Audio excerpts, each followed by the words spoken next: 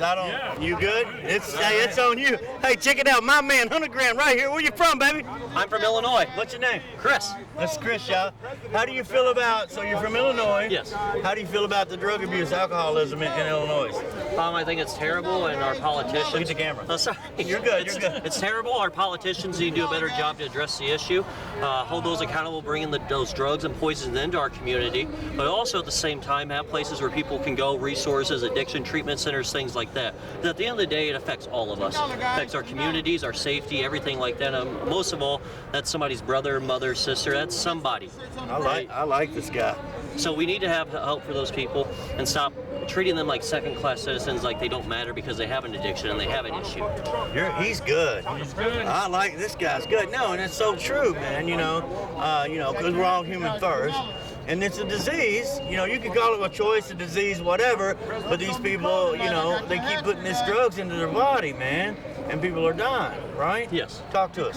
Yeah, I mean, where I'm from in Illinois, and all throughout Illinois, we have issues with drugs, opioids, things like that, and it seems like a lot's not being done. It seems like I said, the people bringing that poison into our communities aren't being held responsible. Those people need to be arrested, prosecuted, and held accountable. It's like bringing a loaded gun into our communities.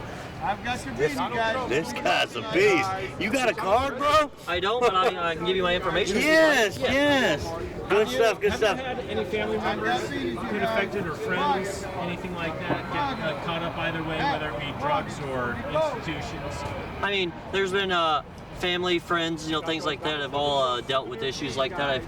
My community, people I went to school with, recently, the last few years, when that drug epidemic came through, especially opioids, had passed away, unfortunately.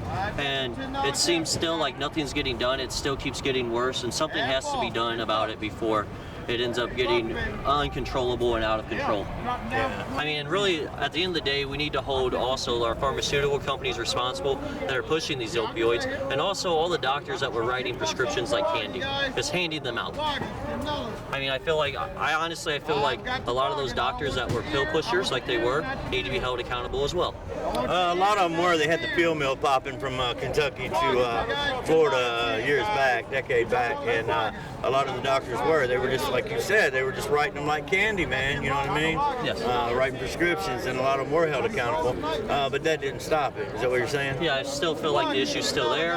I mean, it seems to even be getting worse and worse. And then, of course, once people can't get the pills or opioids like they have been accustomed to having, that's what tends to have them turn to other drugs. Methamphetamine, heroin, those hard drugs, things that are worse than the pills they were putting down their throats.